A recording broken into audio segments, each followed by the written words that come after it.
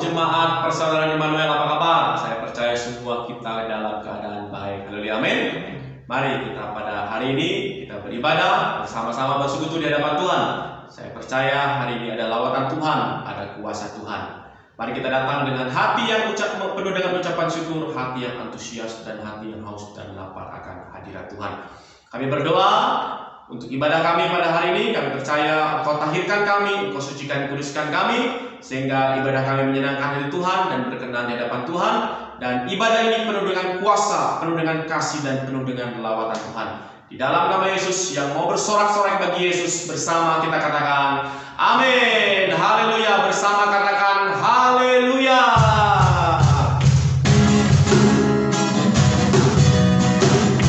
Mari kita sama-sama bertepuk tangan bersorak-sorai bagi nama Yesus. Sebab Dia benteng hidup kita, katakan amin. Sama-sama katakan berjalan bersama.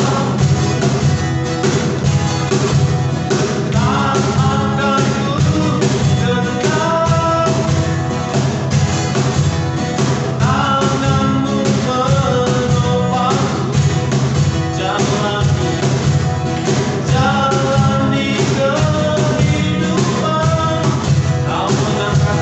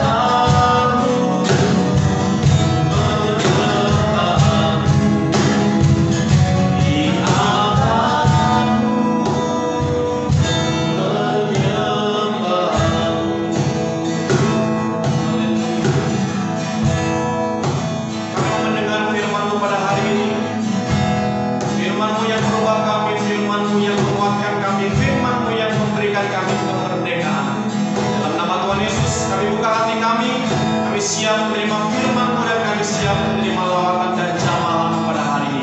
Dalam nama Tuhan Yesus yang siap mendengarkan firman Tuhan, bersama kita katakan amin. Shalom, selamat pagi Bapak Ibu Saudara yang dikasihi Tuhan.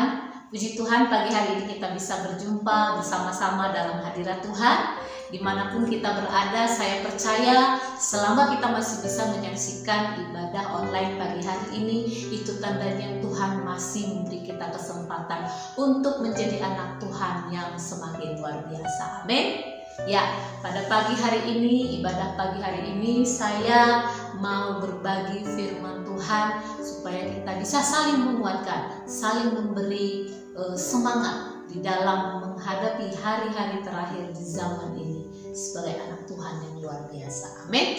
Ya, langsung saja secara singkat saya mau berbagi firman Tuhan. Bagaimana kita menjadi seorang anak Tuhan, menjadi seorang Kristen yang dinamis di akhir zaman ini.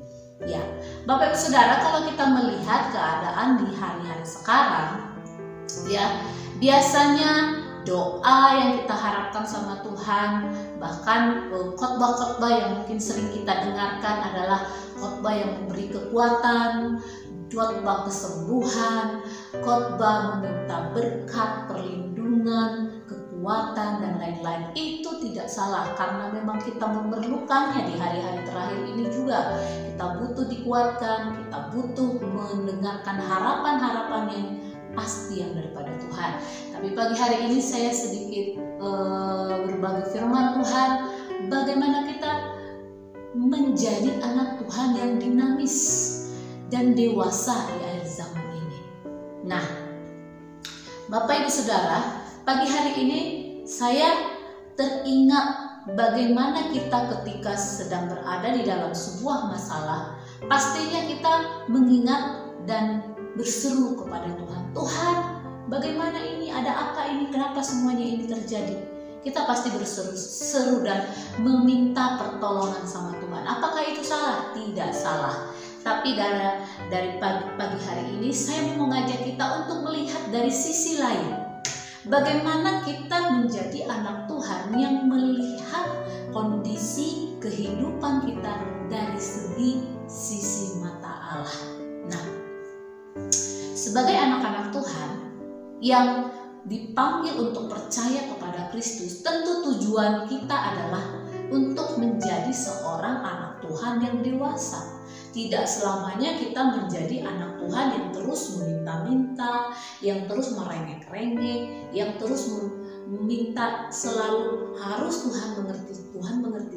Tapi kita nggak pernah feedback, kasih feedbacknya sama Tuhan. Bagaimana kita berusaha menjadi seorang anak Tuhan yang kuat, yang dinamis, yang mengikuti pergerakan-pergerakan Allah di zaman ini. Nah, saya mau rindu kita berada di sana. Ya, selain kita berteriak minta tolong sama Tuhan, selain kita berseru-seru tolong lindungi saya, tolong selamatkan saya, tolong pulihkan keluarga saya, tolong berkati saya. Selain kita berseru-seru demikian, ada kalanya kita mulai berpikir, apa sih yang Tuhan inginkan dari semua hal ini, dari segala sesuatu yang terjadi dalam hidup saya? Apa yang Tuhan inginkan? Nah, tentunya Tuhan pasti punya maksud dan tujuan dalam hidup kita atas segala sesuatu yang sedang kita hadapi, yang sedang kita alami. Nah, teman-teman, Bapak Ibu Saudara yang dikasihi Tuhan dimanapun kita berada, mari kita menjadi seorang anak Tuhan yang dinamis di akhir zaman, di mana di hari-hari terakhir Tuhan itu selalu punya planning yang semakin luar biasa, yang semakin gencar. Roh Kudus semakin gencar bekerja, berkarya di hari-hari terakhir ini. Kenapa? Karena waktunya sudah dekat dan semakin banyak tuaian yang harus dituai. Jadi kalau kita hanya sibuk fokus sama masalah, fokus sama pergumulan, fokus sama kebutuhan kita akan terlewatkan dari kegerakan-kegerakan yang Allah inginkan supaya kita terlibat di dalamnya. Nah, Bapak Ibu Saudara, bagaimana kita bisa memahami hal itu? Nah, teman-teman, Bapak Ibu Saudara dikasihi Tuhan, saya belajar firman Tuhan, bagaimana kita menjadi seorang anak Tuhan yang dinamis. 4 hal yang saya dapatkan secara singkat saja. Yang pertama adalah kita perlu menjadi seorang anak Tuhan yang aktif. Ya, kita perlu menjadi seorang anak Tuhan yang memiliki iman yang aktif, bukan yang pasif. Ya, iman yang pasif itu seperti apa sih? Iman yang pasif itu adalah seperti orang-orang yang hanya menanti-nantikan tetapi tidak pernah bertindak sama sekali untuk melakukan kehendak Tuhan. Ya, kita bisa melihat sekarang ada banyak orang menanti-nantikan, Tuhan tolong saya, help me, ini kan saya, itu kan saya, tapi nggak pernah action, nggak pernah keluar dari zona penderitaannya, nggak pernah mau keluar dari zona nyamannya, nggak pernah mau keluar meninggalkan masa lalunya. Ibarat seperti seorang yang tenggelam di dalam lautan tapi tidak mau menerima tawaran pertolongan dari nelayan, dari kapal. Dia hanya ingin menunggu tangan Tuhan langsung turun dari surga.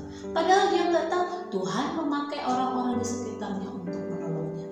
Dan masih banyak contoh-contoh yang bisa kita lihat adalah iman yang pasif itu akan membuat kita tidak pernah bisa melihat kegerakan-kegerakan Allah.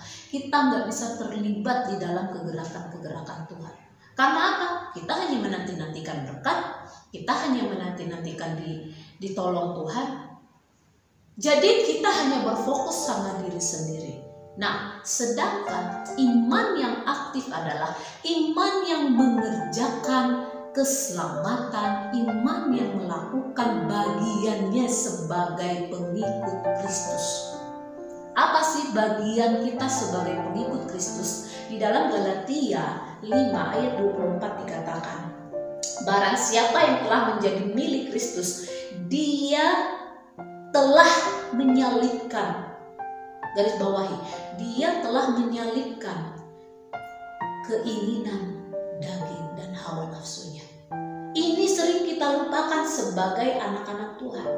Kita lebih cenderung memikirkan hak kita sebagai anak Tuhan. Saya anak Tuhan, saya diberkati, saya harus berhasil, saya berhak menerima mujizat, saya berhak. Tapi kita lupa ada satu sisi yang Tuhan inginkan. Kita harus menjadi anak Tuhan yang mengikuti kegerakan-kegerakan Allah. Salah satunya adalah menjadi anak Tuhan yang mau menyalibkan keinginan daging. Nah, sebagai contoh, Bapak Ibu Saudara, di hari-hari terakhir ini, beberapa waktu lalu saya membaca sebuah artikel bahwa ternyata di masa pandemi ini, selama masa pandemi ini, ada satu survei yang sangat cukup menyedihkan adalah bahwa selama masa pandemi ini Indonesia itu menjadi peringkat nomor 2 sebagai negara yang mengakses situs porno. Situs porno meningkat 200% di Indonesia selama masa pandemi. Kenapa bisa terjadi seperti itu? Kenapa bisa terjadi, Bapak Saudara? Karena orang-orang lebih berlari kepada ketenangan diri sendiri. Orang-orang lebih berlari kepada keinginan diri sendiri. Orang-orang lebih berlari untuk menyamankan dirinya sendiri ketika menghadapi sebuah masalah. Ini adalah satu survei yang sangat menyedihkan, khususnya kami yang saat ini melayani pelayanan generasi muda. Banyak sekali anak-anak yang sedang kami layani terjebak dalam hal ini. Dan saya juga sekaligus meminta fokus dalam mendukung dan support pelayanan ini supaya pelayanan generasi anak muda Holy Movement bisa membawa anak-anak muda lepas dari ikatan-ikatan hal ini. Dan saya yakin bukan hanya anak generasi muda, bahkan orang-orang yang tidak mau bangkit dari keterpurukan bisa juga terjebak di dalam hal ini. Itu hanya baru salah satu contoh. Nah, ketika sebuah masalah datang, apakah kita berlari mencari zona nyaman, bersembunyi, mencari kenyamanan, atau berlari kepada Tuhan, memeriksa, mengoreksi diri kita? Apakah kita sudah menjadi anak Tuhan yang aktif?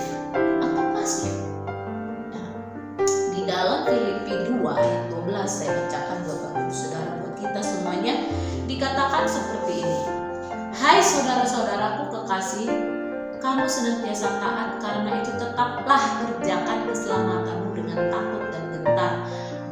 Bukan saja seperti waktu aku masih hadir, tetapi terlebih pula sekarang aku tidak hadir. Garis bawahi, kerjakanlah keselamatanmu dengan takut dan gentar. Jadi kita harus menjadi anak-anak Tuhan yang tetap mengerjakan keselamatan kita dengan hidup takut dan gentar kepada Tuhan.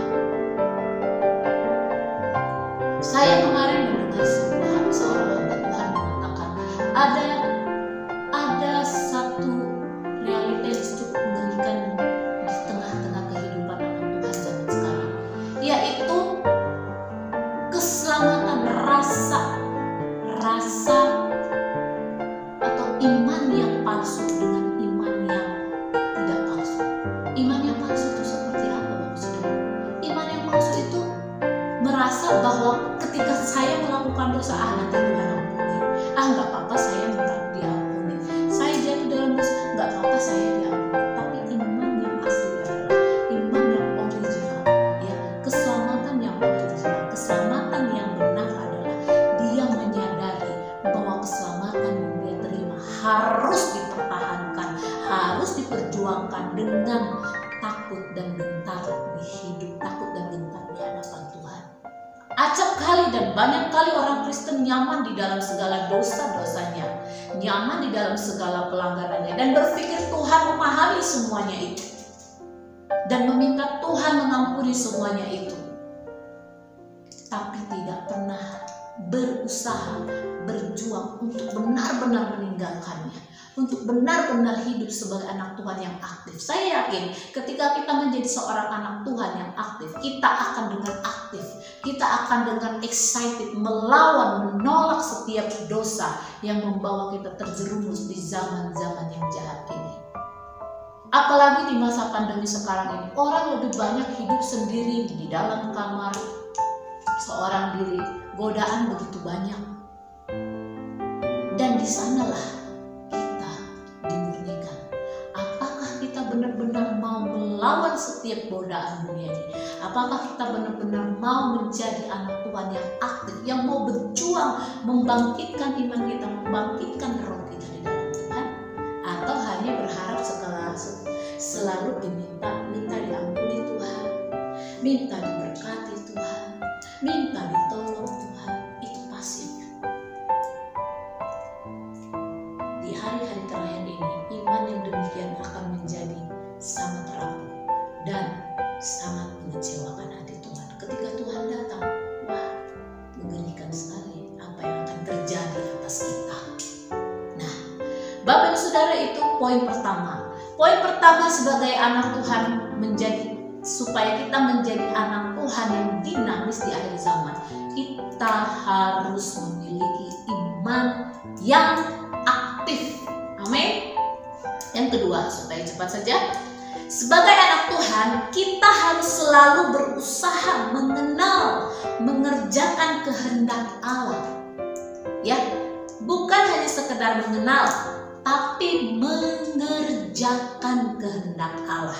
Saya bacakan di dalam Roma 2 ayat 4, ya. Roma 2 ayat 4 dikatakan seperti ini. Maukah engkau menganggap sepi kekayaan kemurahannya, kesabarannya, dan kelapangan hatinya? Tidakkah engkau tahu bahwa maksud kemurahan Allah ialah menuntun engkau kepada pertobatan? Ya. Tidakkah engkau tahu bahwa maksud kemurahan Allah ialah menuntun engkau kepada pertobatan? Siapa sih yang gak mau menerima kemurahan Tuhan? Semua kita rindu menerima kemurahan Tuhan. Tapi pertanyaannya adalah, sudah berapa kali kita membuang-buang, menghambur-hamburkan, menginjak-injak kemurahan Tuhan yang Tuhan berikan kepada kita? Jika hari ini Bapak Ibu Saudara mendengarkan firman Tuhan ini dan mengingatkan kita untuk menjadi anak Tuhan yang dinamis, yang mau membangun karakter kita di dalam Kristus, itu tandanya Tuhan masih memberi kita kemurahan. Apa sih kemurahan itu? Kemurahan itu adalah second blessing, kesempatan yang Tuhan berikan kesekian kalinya. Sayang sekali, kita ada banyak anak Tuhan yang mempermainkan kemurahan Tuhan, yang menganggap hari ini saya masih hidup, masih bisa lah dosa sedikit. Besok masih hidup, besok masih hidup. Masih muda, masih muda, nggak apa-apa lah. Menunda-nunda, membuang waktu. Orang dunia mengatakan seperti ini, bahwa waktu itu adalah emas, waktu itu adalah uang. Tapi firman Tuhan katakan bahwa waktu itu adalah kesempatan yang Tuhan berikan. Kesempatan itu lebih dari nyawa. Kesempatan itu adalah anugerah. Kesempatan itu adalah kemurahan. Kesempatan itu adalah kasih setia. Dan kasih setia Tuhan itu lebih mahal dari nyawa kita sendiri.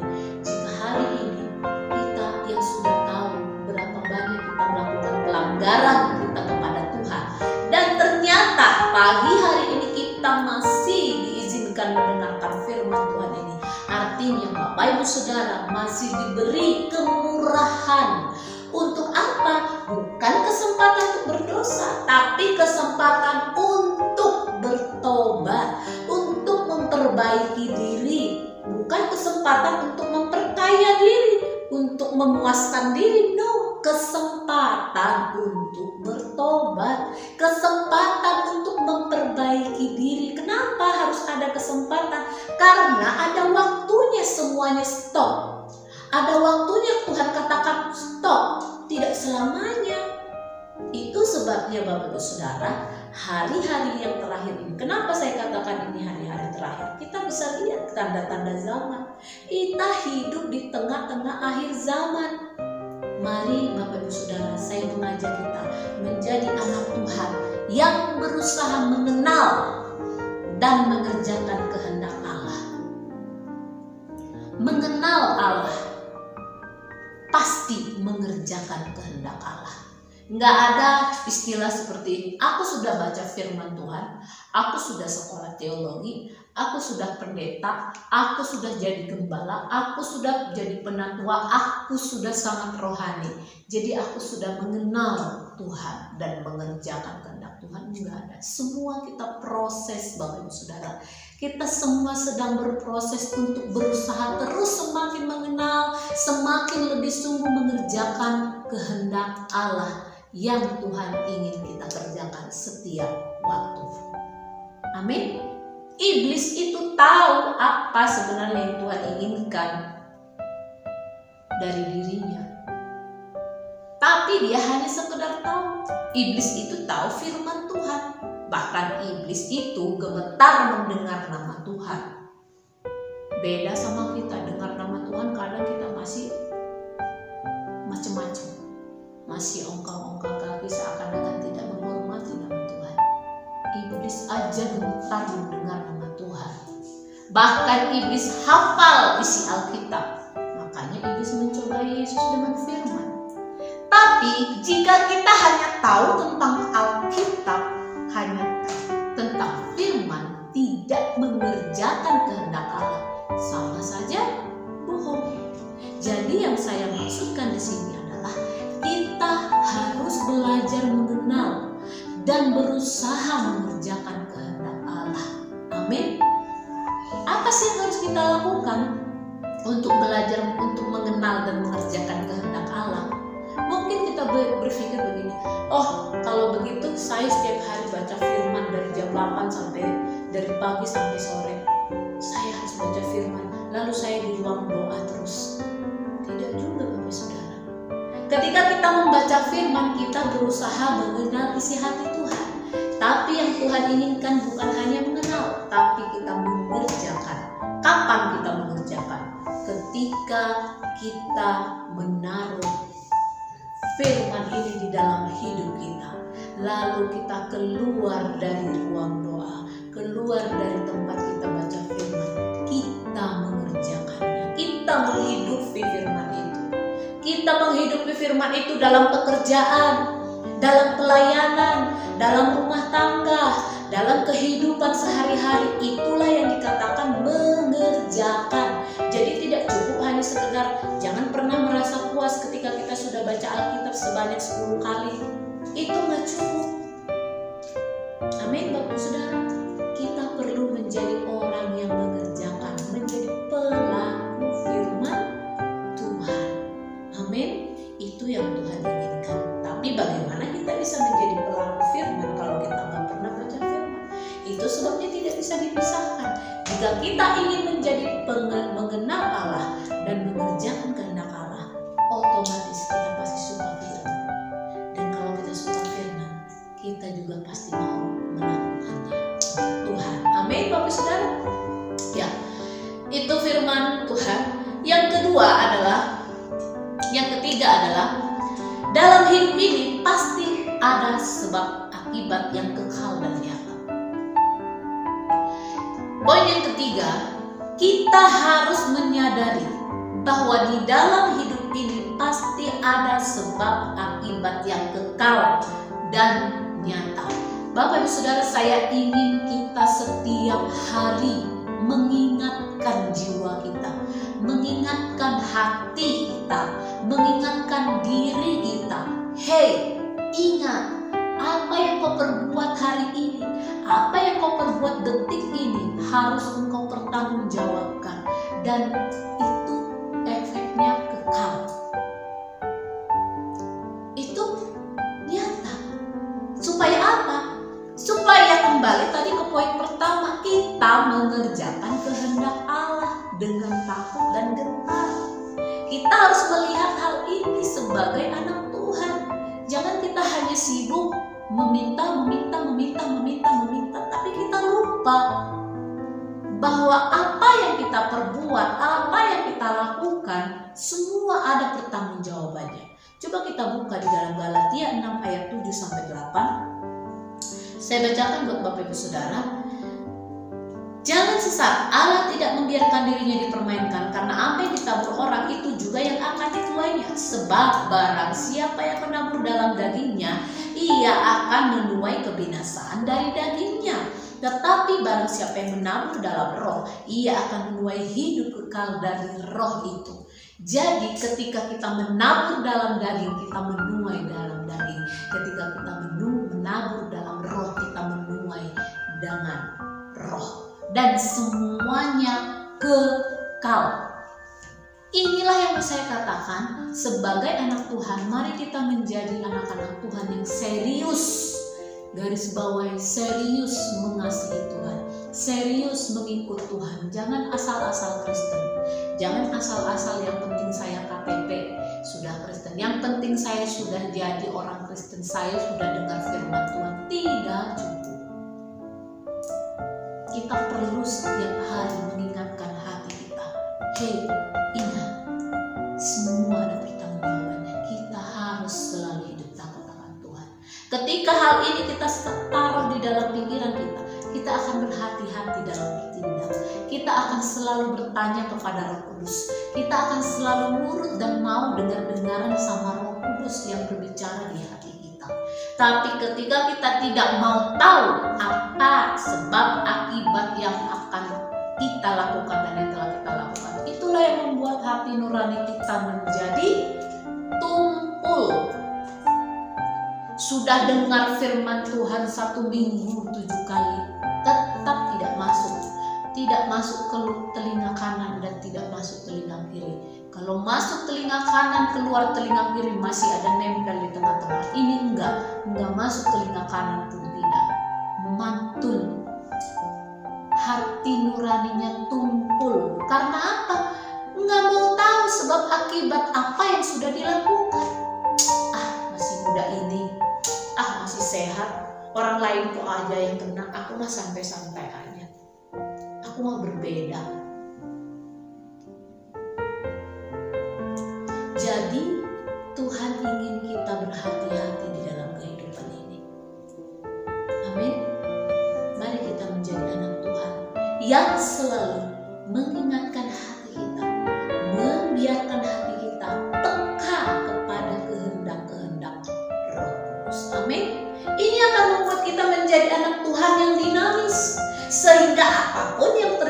zaman ini, kita akan bisa menghadapinya dengan berkemenangan. Zaman boleh semakin hancur, zaman boleh semakin bergejolak, tetapi ketika kita menjadi anak Tuhan yang dinamis, kita memiliki dunamis, memiliki power untuk menghadapi setiap tantangan-tantangan zaman. Amin. Tanpa harus mengikuti zaman dunia. Amin. Bapak Ibu Saudara, yang keempat, yang terakhir, supaya cepat saja, kita sebagai anak Tuhan untuk menjadi seorang anak Tuhan yang dinamis, ingat dan pikirkan perkara yang terakhir ini, yaitu bahwa ketidaktaatan yang disengaja akan membawa kita secara perlahan jatuh dalam dosa yang tak terampuni. Ini sangat keras. Ketidaktaatan yang disengaja akan membawa kita secara perlahan jatuh dalam dosa yang tak terampuni.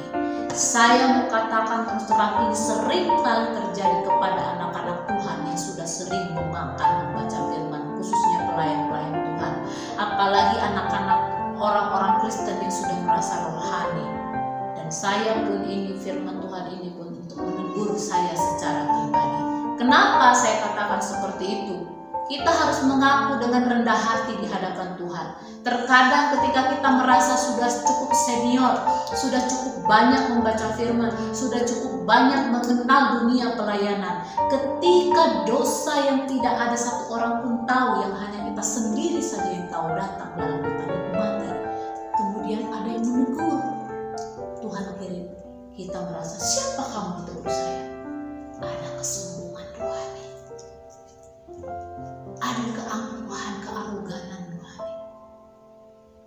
Siapa kamu mengingatin saya? Siapa kamu negur saya? Kamu masih bocah kemarin, berani-beraninya kamu mengingatin saya. Itu urusan saya dengan Tuhan. Wow. Bapak Ibu Saudara, firman Tuhan yang terakhir ini khusus buat kita orang-orang yang merasa diri sudah sangat matang secara rohani. Karena tidak ada kebaikan manusia yang benar-benar bersih di bumi ini. Itu sebabnya setiap hari kita harus terus merendahkan diri. Setiap hari harus membiarkan hati kita tunduk dan tunduk kepada Tuhan. Bapak Ibu Saudara, hati yang sudah mengeras, yang tidak mau menerima teguran, yang tidak mau menerima nasihat, itu akan membuat hati Allah murka, membuang perkenanan Allah dari dirinya. Ingat Saul. Saul itu kurang apa Bapak Ibu Saudara? Ya, Saul itu dosanya lebih, dosa Daud itu lebih sadis sebenarnya daripada dosa Saul. Kalau kita berpikir secara manusia, tapi di mata Allah dosa Saul itu sangat berbahaya. Sangat berbahaya. Daud membunuh orang, memperkosa istri orang. Coba, secara terencana. Itu kalau di zaman sekarang yang dilakukan Daud itu hukumannya hukuman mati, pembunuhan secara terencana, lalu memperkosa istri orang. Daud, itu Daud. Dosa Saul, dia hanya tidak mau mendengar nasihat Samuel dan melangkahi apa yang seharusnya diambil alih oleh hamba Tuhan Samuel, dan tidak mau mendengarkan nasihat yang diberikan oleh Samuel. Lalu yang paling parah adalah Saul merasa tidak boleh ditegur oleh Samuel. Tolong dong hargai saya ini seorang raja. Gak usah tegur-tegur saya, marah-marahin saya seperti itu. Saul bilang begitu. Hargain apa yang sudah saya perbuat. Kita dengarnya seakan-akan itu sangat bahasa yang sangat halus. Wajarlah dihargain. Kita berpikir begitu. Tapi ternyata itu kekejian di mata Tuhan. Itu kesombongan, kearoganan di mata Tuhan. Dan itu adalah bibit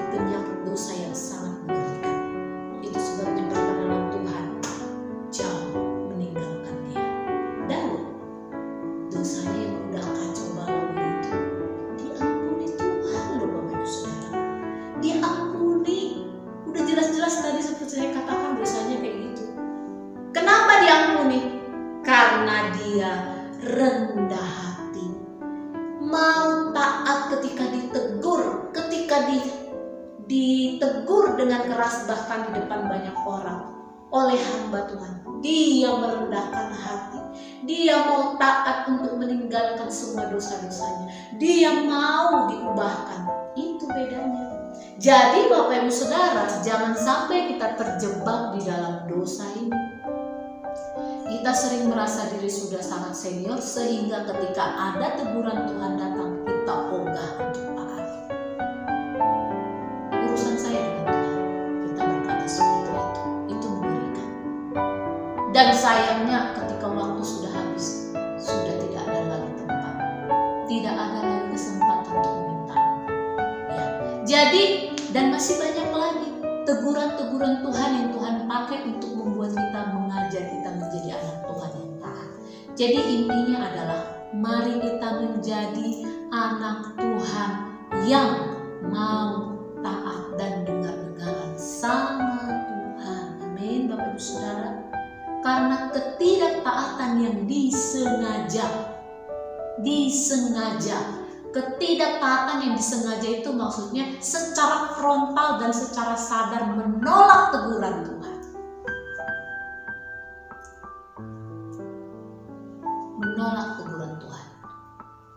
Itu nggak bisa diampuni ketika kita sudah menolak teguran Tuhan. Mengerikan. Kita coba buka di dalam Ibrani 10 ayat 26. Saya bacakan. Ini untuk orang-orang Kristen secara khusus ya. Ibrani 10 ayat 26 sampai 31. Saya bacakan cepat saja. Sebab jika kita sengaja berbuat dosa, Sebab jika kita sengaja berbuat dosa sesudah memperoleh pengetahuan tentang kebenaran, berarti kita sudah tahu tentang penyaliban Yesus, sudah tahu bahwa Yesus menebus kita dengan darah yang mahal. Maka tidak ada lagi korban untuk menghapus dosa itu.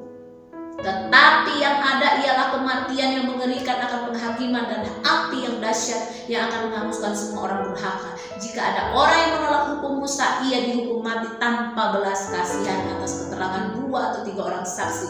Betapa lebih beratnya hukuman yang harus dijatuhkan atas dia yang menginjak-injak anak Allah, yang menganggap najis darah perjanjian, yang menguduskannya, yang menghina dan yang menghina roh kasih karunia. Garis bawah, menghina roh. Ini dikatakan mungkin yang dimatakan Yesus menguji terus. Tidak ada pengampunan bagi mereka yang dengan secara sadar dan dengan sengaja menghina roh kasih karunia.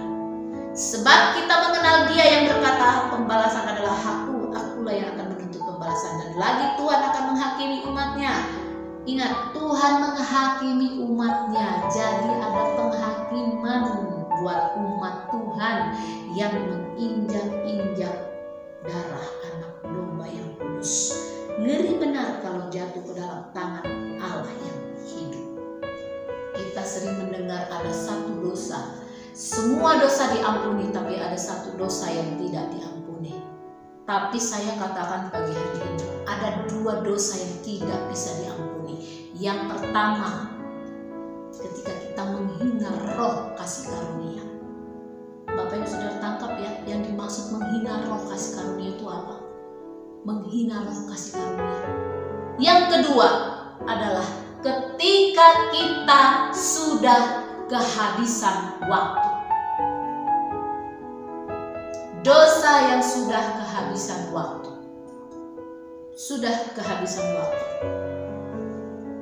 Dosa yang sudah tidak bisa lagi diampuni.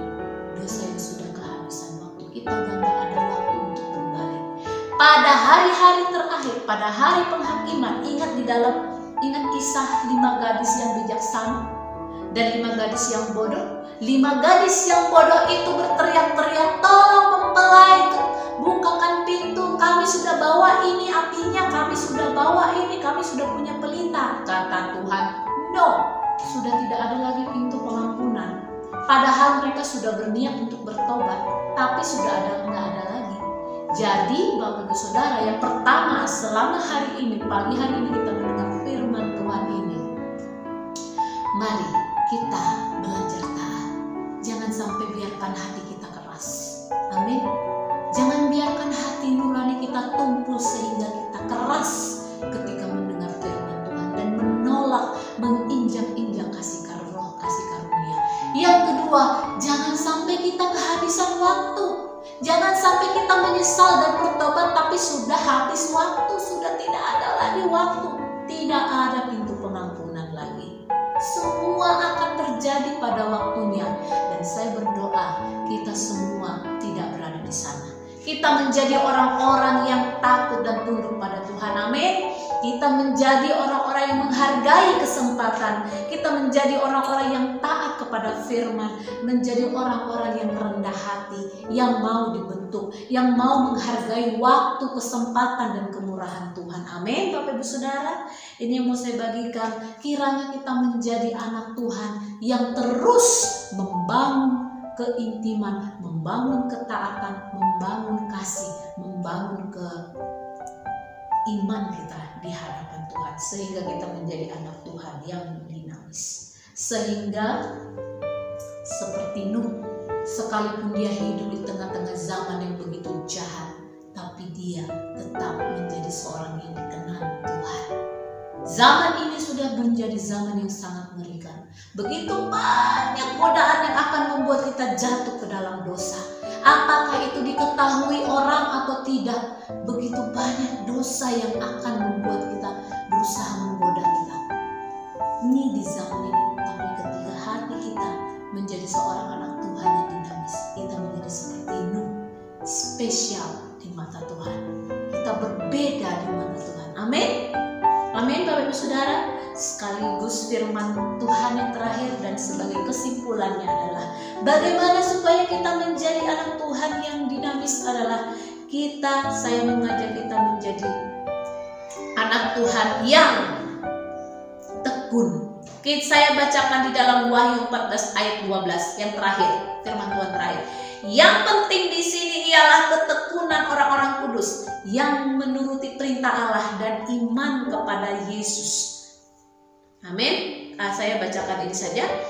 Yang penting di sini ialah ketekunan orang-orang kudus yang menuruti perintah Allah dan iman kepada Yesus. Dan aku mendengar suara dari surga berkata, tuliskanlah, berbahagialah orang-orang yang mati dalam Tuhan sejak sekarang ini. Sungguh kata Roh, supaya mereka boleh beristirahat dalam jerih lelah mereka karena segala perbuatan mereka yang menyertai mereka. Jadi akhirnya Bapak Ibu Saudara, yang terpenting adalah ketekunan untuk hidup kudus dan menuruti perintah Allah. Mungkin hari ini kita berpikir, aku mulai hari ini mau sungguh-sungguh sama Tuhan. Tapi nggak cukup Bapak Ibu Saudara kalau hanya hari ini. Nggak cukup kalau cuma sekali, 2 kali, 3 kali kita lakukan. Tidak cukup. Dikatakan di hari-hari terakhir bahwa ternyata yang akan membuat kita menjadi anak Tuhan yang dinamis dan memperoleh kemenangan di garis akhir adalah ketika kita menjadi orang-orang yang tekun untuk menjadi orang-orang kudus, tekun mengerjakan pekerjaan kudus. Tekun itu apa sih? Artinya kita taat bukan cuma 1 hari ini. Ketika Bapak Ibu Saudara mendengar firman ini, bukan hanya hari ini saja rohmu ingin berbuat baik, melakukan apa yang Tuhan inginkan, tidak, tapi harus konsisten, ketekunan. Pasti ada jatuh bangunnya mungkin, tapi kita terus bangkit lagi. Intinya adalah mari menjadi anak Tuhan yang tekun, terus-menerus mengerjakan kehidupan yang kudus di hadapan Tuhan. Memang tidak mudah, tidak semudah saya menyampaikan perkataan ini. Tidak, saya mengerti dan saya pun berjuang bersama-sama kita Bapak Ibu Saudara. Tapi ini bagian kita. Ini yang harus kita lakukan jika kita ingin menang sampai di akhir finish. Kita harus menjadi orang-orang yang tekun. Amin. Tekun mengerjakan pekerjaan kudus. Tekun mengerjakan pekerjaan yang Tuhan inginkan. Amin, Bapak Ibu Saudara. Biarlah firman Tuhan ini membangun iman kita, mengingatkan roh kita bahwa kita tidak hanya sekedar meminta pertolongan Tuhan supaya melepaskan kita dari semua penderitaan, tapi juga meminta supaya Tuhan mampukan kita menjadi anak-anak Tuhan yang tekun melakukan kehendak Allah. Amin. Dengan demikian kita menjadi seorang anak Tuhan yang dinamis, melihat di tengah zaman akhir ini. Apapun yang terjadi, kita bisa seperti seorang peselancar menghadapi badai. Dia tidak takut kepada badai, tapi dia manfaatkan badai untuk melakukan sesuatu hal yang menyenangkan. Peselancar. Demikian juga kita di akhir zaman ini, badai boleh datang silih berganti, masalah datang boleh silih berganti, cobaan demi cobaan, zaman semakin mengerikan, kehidupan semakin menyusahkan, tapi itu akan kita pakai menjadi seperti seorang peselancar. Itu akan membuat iman kita semakin bertumbuh. Dengan cara apa? Tekun mengerjakan pekerjaan kudus. Amin. Mulai hari ini, mari disiplin, latih tubuh kita, latih roh kita untuk disiplin di dalam kehendak Tuhan. Seperti Paulus bilang begini, aku melatih tubuhku supaya apa? Supaya aku disiplin melakukan apa yang benar. Supaya apa? Supaya ketika aku memberitakan Injil, aku sendiri tidak ditolak. Jadi Bapak Ibu Saudara, bukan hanya kita memberitakan Injil, mengenal firman Tuhan, tapi kita juga harus menjadi pelaku sejati. Amin. Sekian firman Tuhan yang saya bagikan pagi hari ini, kiranya menjadi berkat. Kita menjadi anak-anak Tuhan yang dinamis, yang siap berselancar di tengah badai kehidupan di akhir zaman. Amin Bapak Ibu Saudara, kiranya firman Tuhan menguatkan, menegur kita. Tuhan Yesus memberkati dan sampai jumpa kembali. Shalom. Saya yakin dan percaya kita semua terberkati dengan ibadah yang kita laksanakan pada hari ini. Untuk itu saudara-saudara, mari kita berbagi link kepada teman-teman, saudara-saudara kita yang lain, agar semua terberkati dengan ibadah kita pada hari ini. Adapun pengumuman pada hari ini yaitu kita mengajak semua teman-teman, saudara-saudara semuanya untuk